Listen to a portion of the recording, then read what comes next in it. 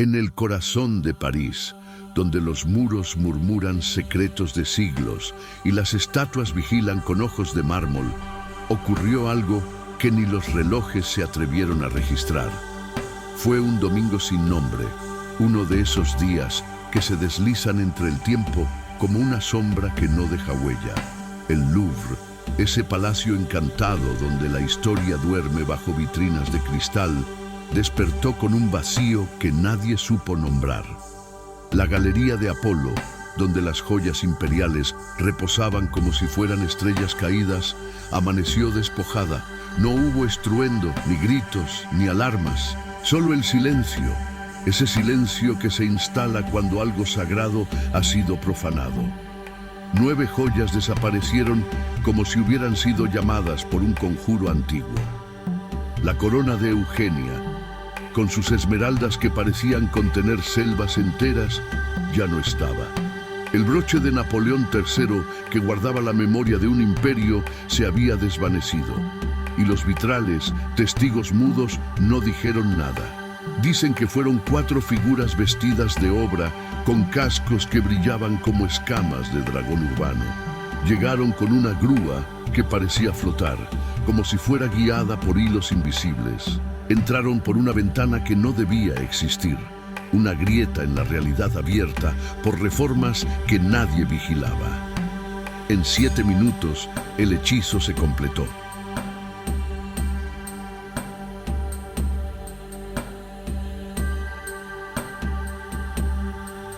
Los guardianes del museo, humanos y no humanos, se miraron sin palabras. El director cerró las puertas como si quisiera contener el dolor. La ministra de Cultura descendió como una figura de otro reino, con ojos que buscaban respuestas en los reflejos del mármol. El presidente habló de heridas, pero las heridas del arte no sangran, se expanden como niebla. Mientras tanto, en los barrios del norte, una corona apareció en un contenedor, rota, herida, con sus piedras arrancadas como si fueran lágrimas. Los restauradores la recogieron como se recoge a una criatura caída del cielo. Dijeron que tardarían años en devolverle su forma, pero nadie habló de devolverle su alma. La policía buscó pistas entre los pasillos, como si los cuadros pudieran susurrar nombres. Interrogaron a los obreros, a los curadores, a los fantasmas que habitan las salas. Nada, solo una certeza. Quien robó no lo hizo por oro, sino por algo más antiguo. Tal vez por deseo, tal vez por venganza, tal vez por arte. En las redes, el robo se convirtió en leyenda. Algunos lo contaron como si fuera una serie, otros como si fuera un poema. Los videos recreaban el atraco con música de cuerdas y filtros dorados. La corona se volvió símbolo, no de poder, sino de pérdida. Y el Louvre, ese templo de memorias, se convirtió en escenario de una historia que nadie había escrito. Los expertos hablaron de seguridad, de vitrinas inteligentes, de sensores que detectan el aliento, pero el arte no se protege con tecnología. Se protege con respeto, con ritual, con magia, y esa magia, por un instante, se quebró. Ahora, la Galería de Apolo permanece cerrada, no por miedo, sino por duelo. Las vitrinas vacías son altares, y los visitantes caminan como si pisaran cenizas.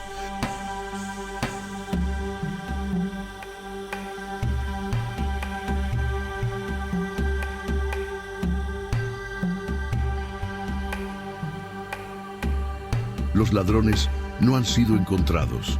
Tal vez nunca lo sean. Tal vez fueron enviados por fuerzas que no entienden de leyes. Tal vez la corona fue devuelta porque no quiso estar lejos de su hogar. Tal vez las joyas restantes están en un lugar donde el tiempo no corre, esperando ser redescubiertas por alguien que sepa escuchar.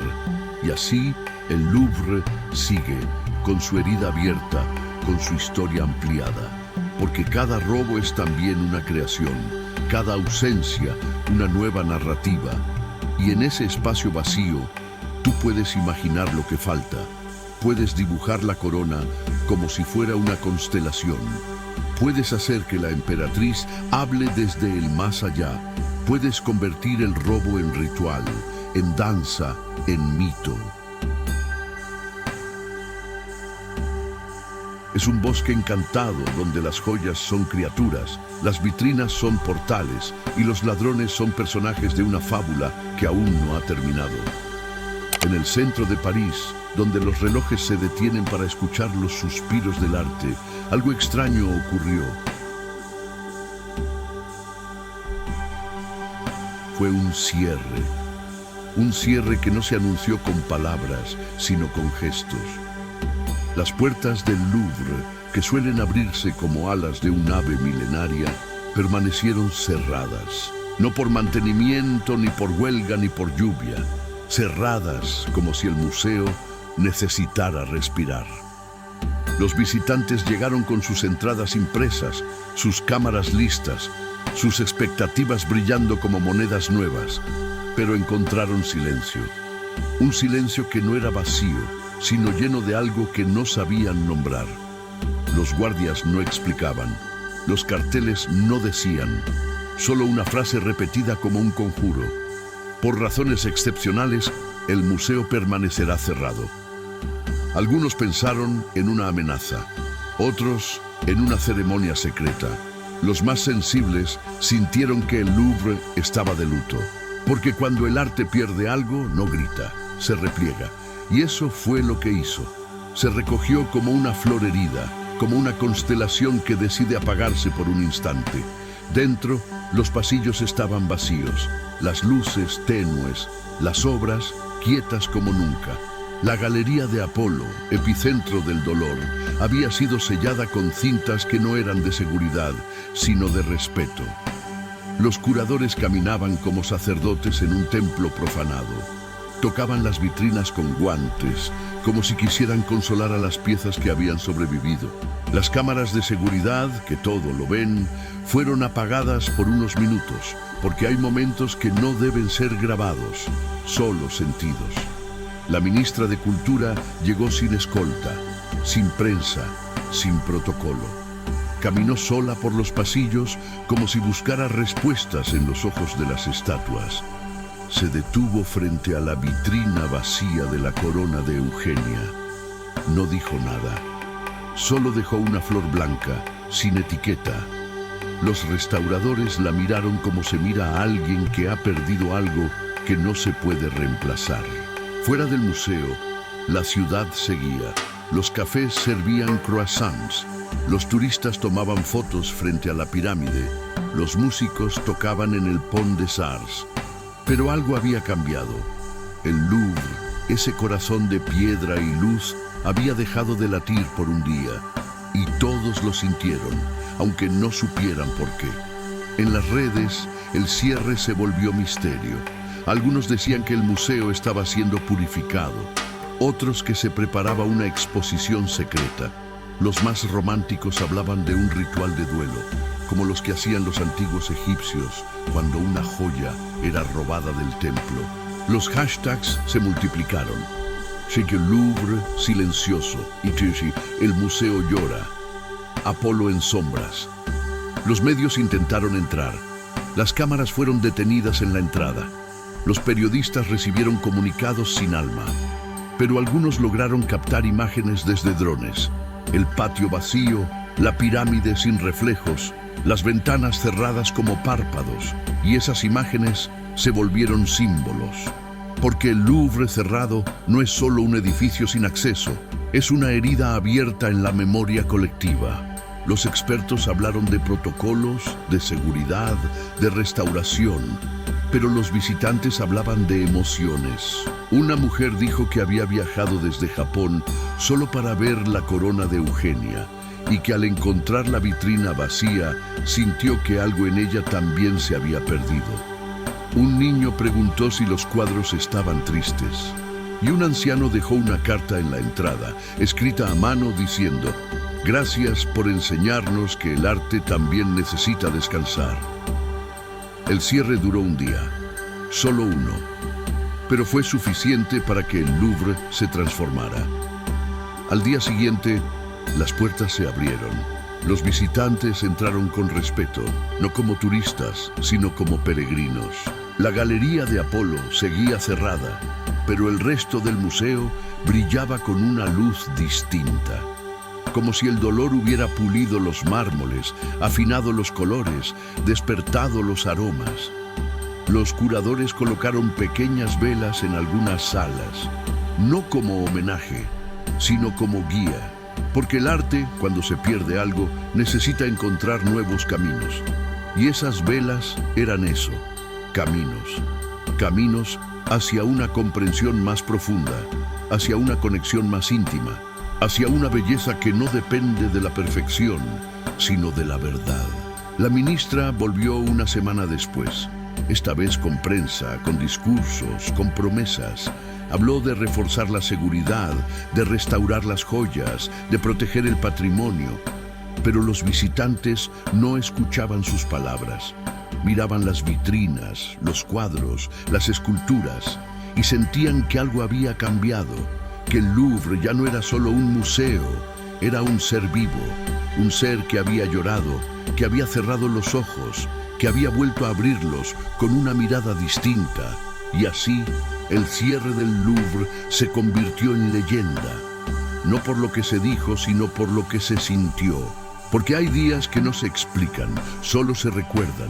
Y ese domingo sin nombre será recordado como el día en que el arte decidió detenerse, para respirar, para sanar, para recordarnos que incluso los templos más antiguos necesitan silencio.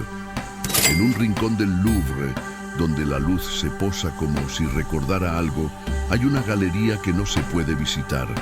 No porque esté cerrada por obras, ni por falta de personal, ni por capricho del calendario. Está cerrada porque ha sido herida.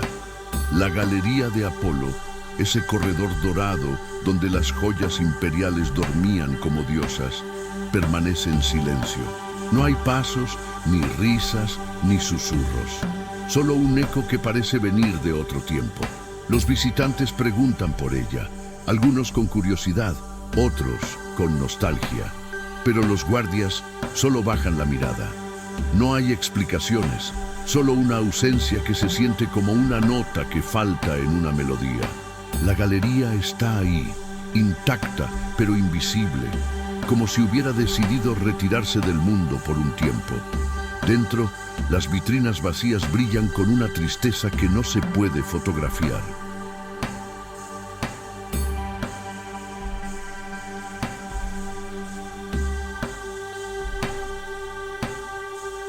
Todo ha desaparecido y lo que queda no es vacío, sino memoria. Los restauradores entran en silencio, como si pisaran un santuario. Tocan los mármoles con respeto, limpian el polvo como si acariciaran una herida. Algunos colocan pequeños objetos simbólicos, una pluma, una piedra, una flor seca, no como decoración, sino como ofrenda, porque el arte, cuando es herido, necesita ritual.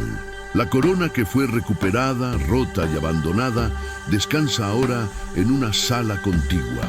No está expuesta, ni iluminada, ni celebrada. Está en proceso de sanación. Los expertos la observan como se observa a un animal herido. Cada piedra faltante es una pregunta, cada rasguño, una historia. Y aunque la restauración avanza, nadie sabe si volverá a ser la misma. La galería de Apolo no ha sido olvidada. Al contrario, se ha vuelto más presente que nunca. En los pasillos del museo, los visitantes hablan de ella como si fuera un personaje. ¿La viste antes del robo? ¿Crees que volverá a abrir? ¿Qué sentiste cuando entraste por última vez?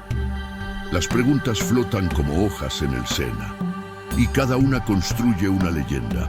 Los curadores han decidido no apresurar la reapertura. Dicen que el espacio necesita tiempo, que las obras que quedaron deben adaptarse a la ausencia, que el aire debe aprender a respirar sin las joyas. Algunos proponen convertir la galería en un espacio de reflexión, otros en un altar. Pero todos coinciden en algo. No se puede fingir que nada pasó. En las redes, la galería de Apolo se ha convertido en símbolo. Los artistas la dibujan como un templo caído. Los poetas la describen como una diosa dormida. Los creadores de contenido la recrean con filtros dorados y música de cuerdas.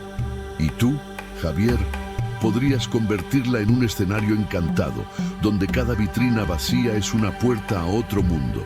Imagina un tráiler donde la cámara recorre la galería cerrada, mientras una voz susurra: aquí, donde el oro se convirtió en sombra, el arte espera su renacimiento. Los planos lentos, los reflejos, los detalles, todo puede convertirse en un ritual visual, porque la galería no está muerta, está transformándose.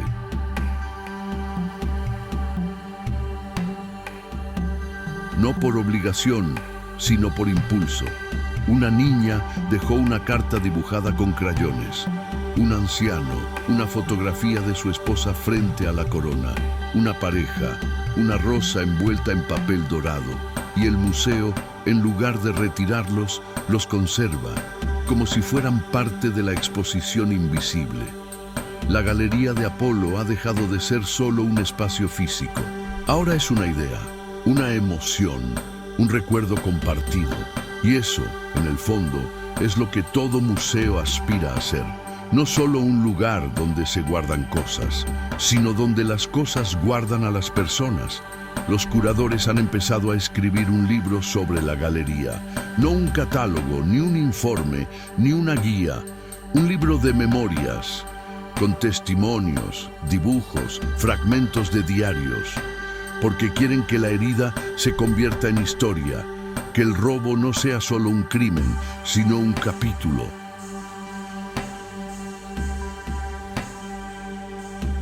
Tal vez, cuando eso ocurra, la corona restaurada vuelva a su vitrina. Tal vez no.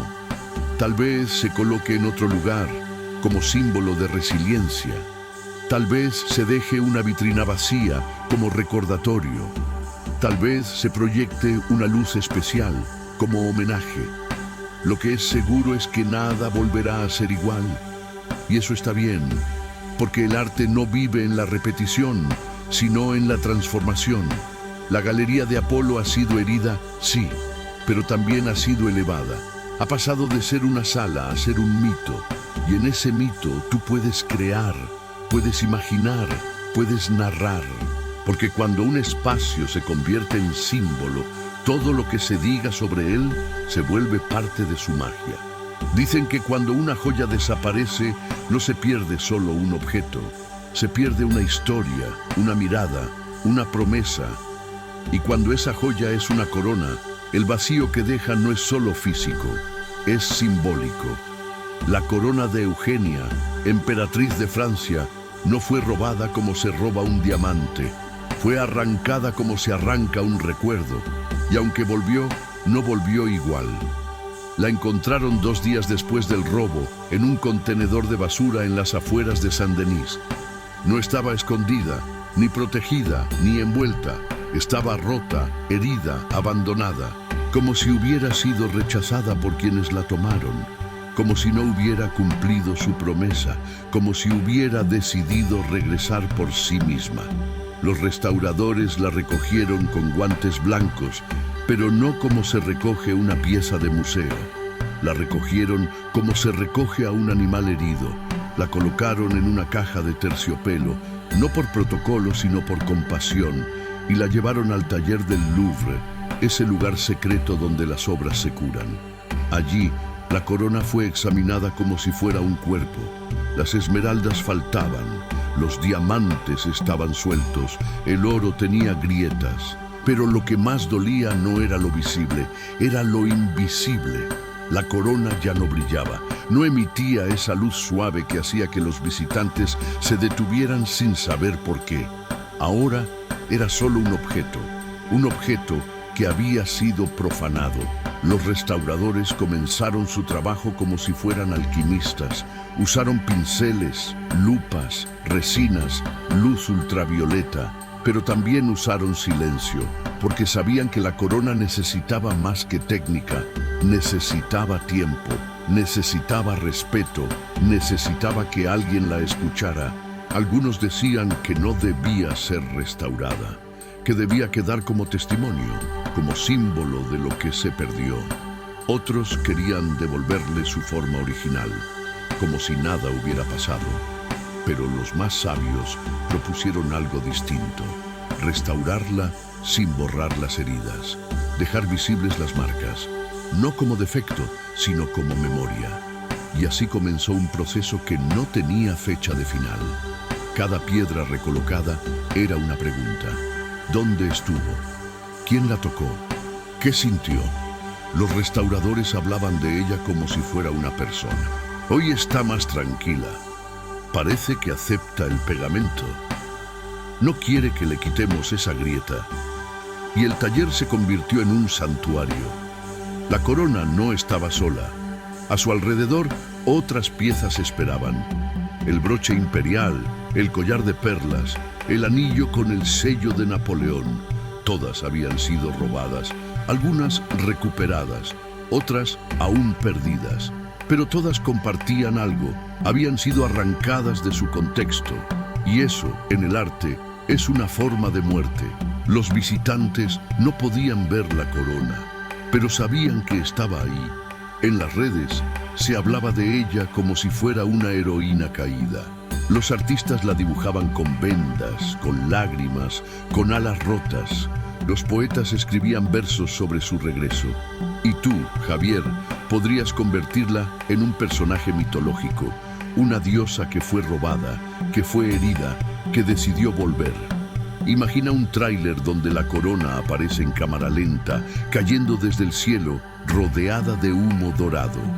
Una voz dice: no todas las reinas brillan, algunas resisten.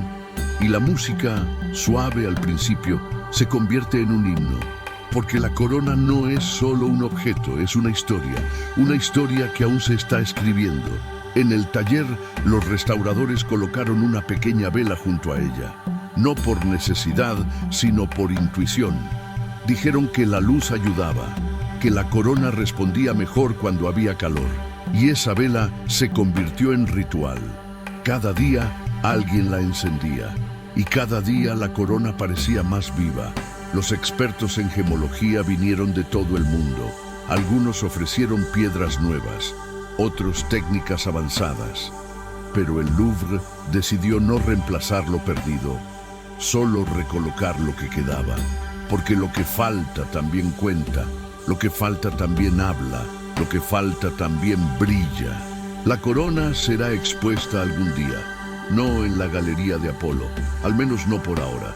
Tal vez en una sala especial, tal vez en una vitrina rodeada de espejos, tal vez en un espacio donde los visitantes puedan dejar mensajes.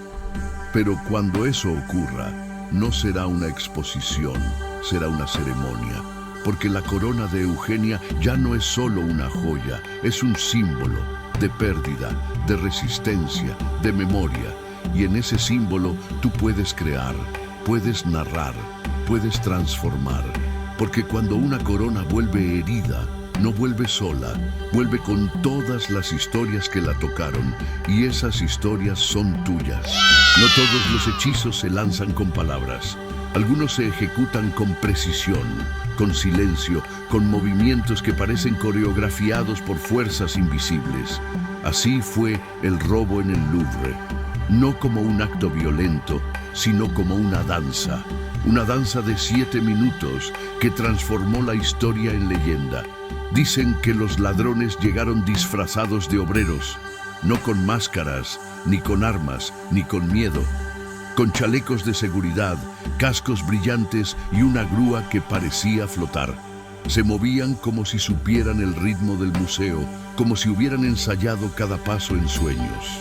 Entraron por una ventana que no debía estar abierta, pero que lo estaba, no por descuido, sino por destino. La Galería de Apolo los recibió sin resistencia. Las vitrinas, acostumbradas a ser admiradas, fueron tocadas por manos que no buscaban belleza, sino posesión. Las herramientas eran precisas, silenciosas, casi elegantes. Una radial cortó el cristal como si fuera tela. Un guante recogió la corona como si fuera una mariposa y en 7 minutos el hechizo se completó.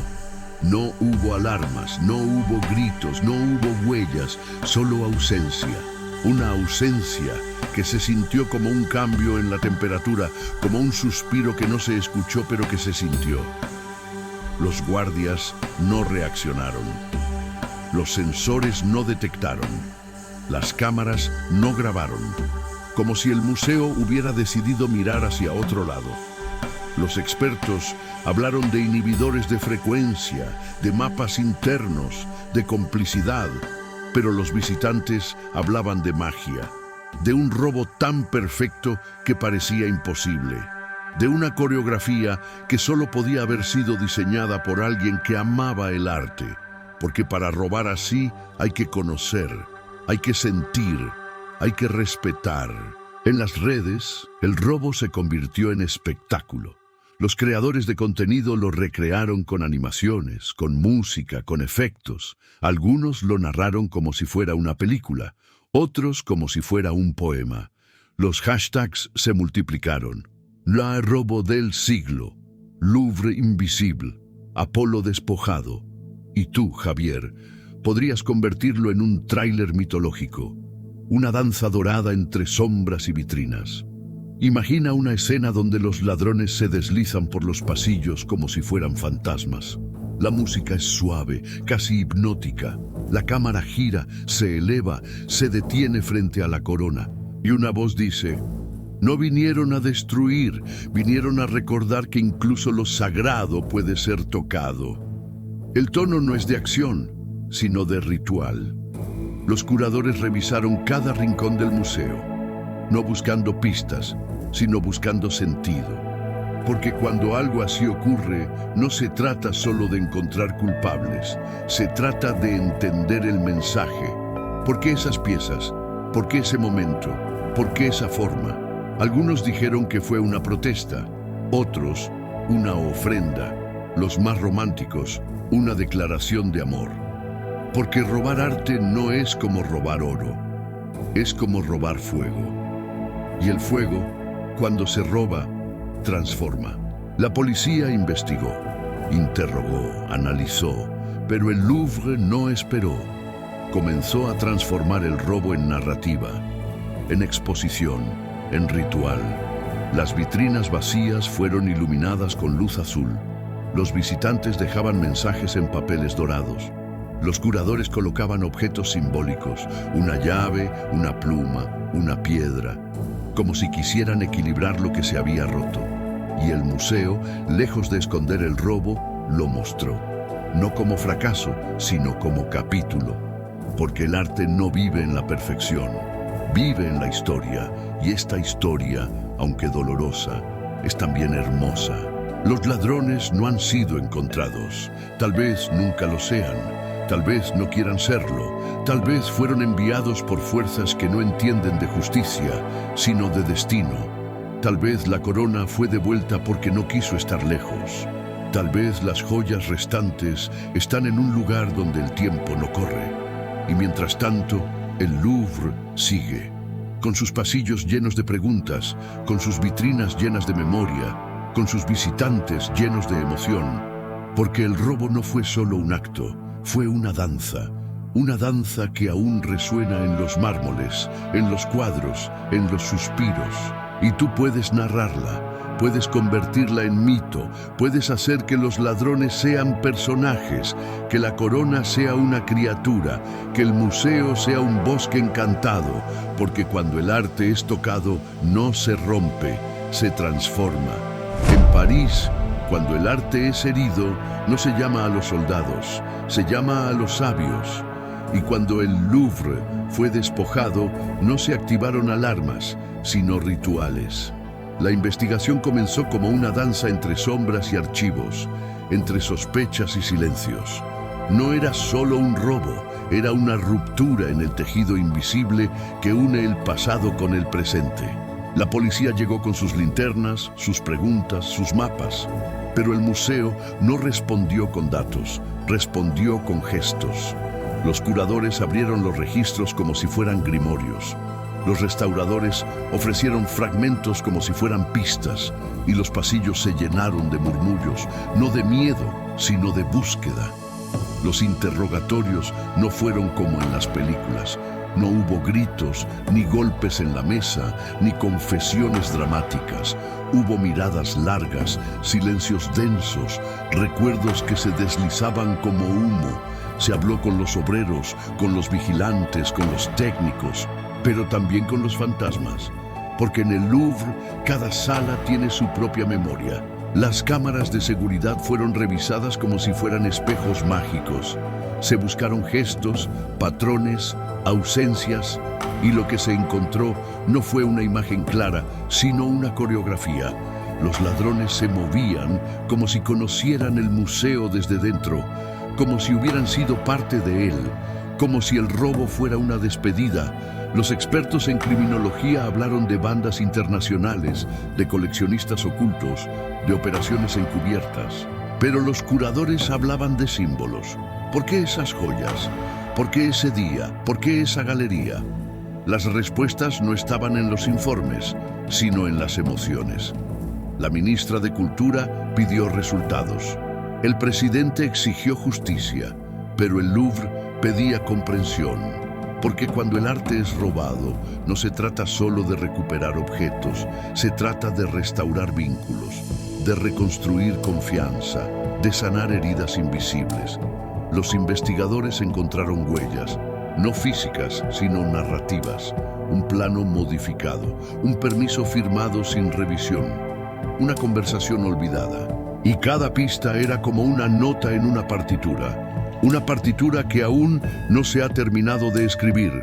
Algunos sospecharon de complicidad interna, otros de infiltración externa, pero los más sensibles hablaron de destino, de un robo que no fue planeado, sino convocado, como si las joyas hubieran querido moverse, como si el museo necesitara transformarse. En los pasillos, los visitantes preguntaban, no por culpables, sino por sentido. ¿Por qué pasó? ¿Qué significa? ¿Qué podemos aprender? Y esas preguntas se convirtieron en parte de la investigación. Porque el arte no responde con datos, responde con historias. Los curadores comenzaron a escribir un diario, no para los jueces, sino para los futuros visitantes. Un diario donde se registraban emociones, intuiciones, sueños, porque querían que la investigación no fuera solo técnica, sino poética, que cada paso fuera también un acto de creación. Y tú, Javier, podrías convertir esa investigación en una narrativa visual, un tráiler donde los detectives son alquimistas, los vitrales son oráculos y las joyas robadas son fragmentos de un hechizo roto.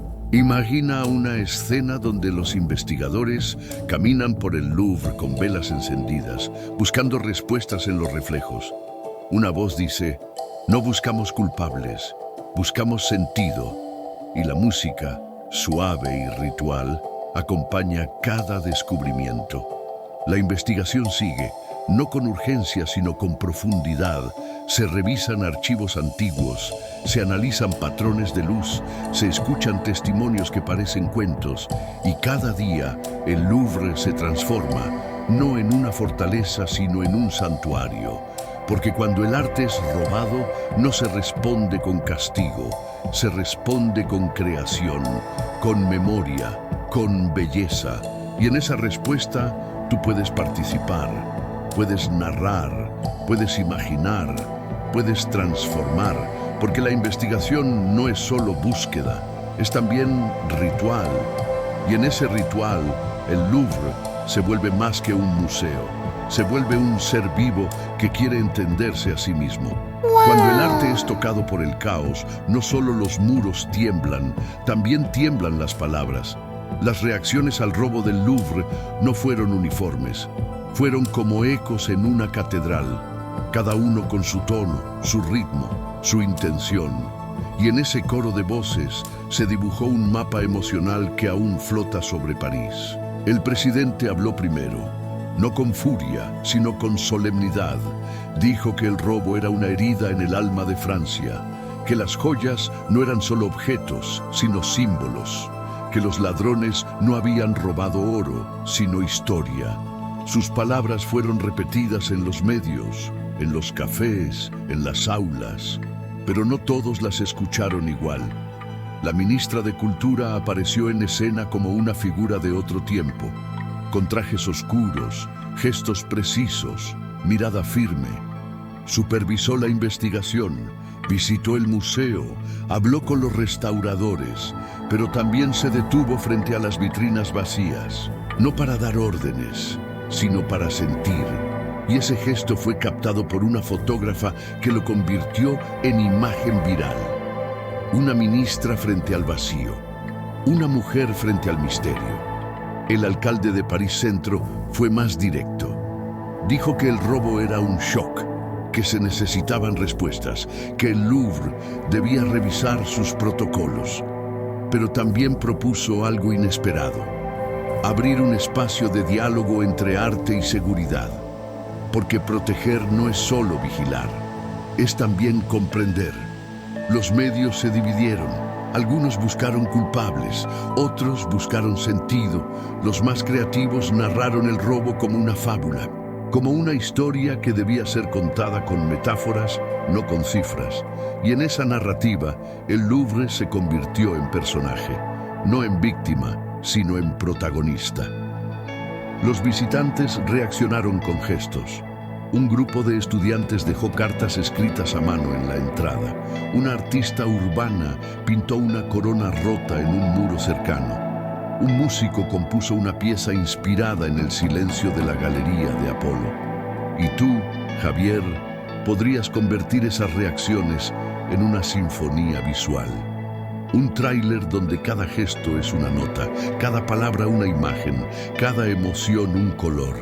Imagina una escena donde las voces se superponen. El presidente, la ministra, el alcalde, los visitantes, cada uno con su tono, su ritmo, su intención. Y la cámara recorre el Louvre como si fuera un cuerpo que escucha. Una voz dice: cuando el arte es tocado, todos respondemos, no con gritos, sino con ritual. Y la música, suave y coral, envuelve cada plano. Las redes sociales se llenaron de interpretaciones. Algunos decían que el robo era una metáfora de la fragilidad cultural, otros una llamada de atención.